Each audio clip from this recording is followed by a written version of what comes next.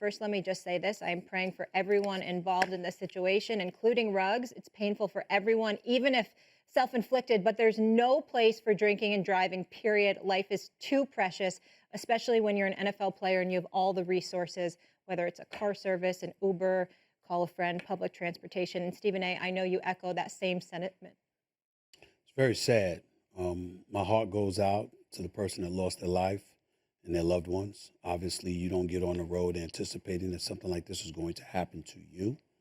I'm really, really sad. I don't believe for 1 second that Henry Ruggs III intended for this to happen. But at the end of the day, accountability is necessary here because there is far, far, far too much evidence, too much historical data. And this is one of the things that has been put on the forefront of our society. Drinking under the influence, drinking while intoxicated is unacceptable. It's absolutely unacceptable. There is absolutely positively no excuse for you to be behind the wheel of a car if you are inebriated. Those are felony charges that have been filed against Henry Ruggs. And that's why the Raiders were completely appropriate in doing what they did. And I want to put up this number because I think it's important just as a public service announcement. I asked my great statisticians here to give me this. And look at that. Every day, about 28 people in the United States die in drunk driving crashes. That's one person every 52 minutes. But inside of an hour, every day, right now, as we're on First Take for these 2 hours, at least 2 people will die under a DUI. You know, we bring up the NFL, rightfully so, has brought the appropriate level of attention in recent memories to domestic violence and various other things.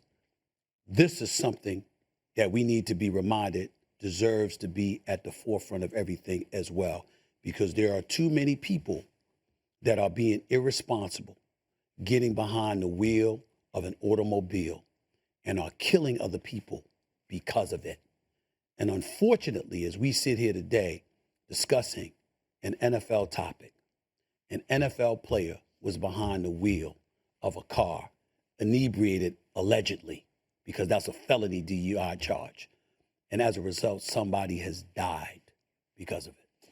Yeah, I know Henry Ruggs III really, really well. And I've had conversations with him about just doing the right things as an NFL player. And then it burns me in the inside to have to hear about this yesterday as I was flying from LA to New York and got the text on my phone, and it was like, what, 'cause I have a relationship, like a deep relationship with him. And so as I just sit here and I listen to you, Stephen A., on top of that, knowing the situation, it's just like, how could you not? And every single year, I remember when I first started working at ESPN, and Tom Jackson told me, every single year, we're going to have an issue like this until somebody in the NFL realizes that, like you said, Molly, pick up the phone, call a driver. If not a driver, now there's Ubers, there's Lyfts. Because when I played, there's a driver.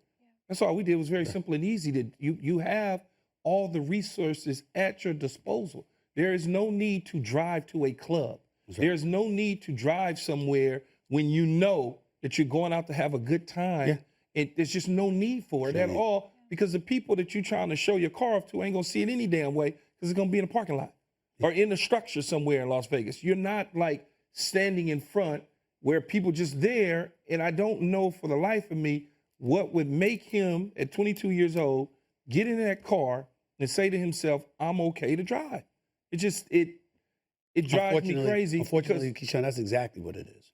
A lot of people get in the car because, like I said, that's why I use the word, it's non-intentional. Certainly he didn't intend for this to happen. Of course not. But the point that I'm trying to make is that you feel like, yeah, I'm all right. No, I can make it home. Yeah, I get it. But another thing, though, is you don't have to, it's a lot of this times with these athletes and people in general, and I'm just going to speak to the athlete side of things, it becomes ego.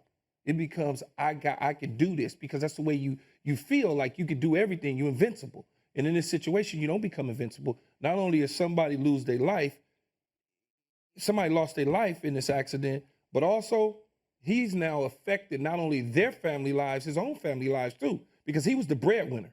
He was the breadwinner to get his family up out of Alabama.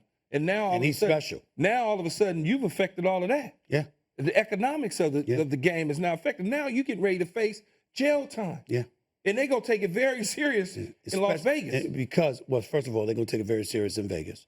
They're going to take it very serious because you're an NFL player. That's true. And if you want to use a dissuasive measure for the public at large to embrace and really highlight, listen, when Michael Vick got into the situation, I'm so proud of where he's at in his life right now. But when Michael Vick got in his situation with the dogs, Peter was at the forefront of everything. Why? Because you use that as an opportunity to highlight, animal rights, and acts against animal, acts of animal cruelty. And so you do that. And when you have an opportunity to illuminate and shine a bright light on an issue, you're going to take advantage of that. So you're going to have, Mothers Against Drunk Drivers and others that are going to be at the forefront right now.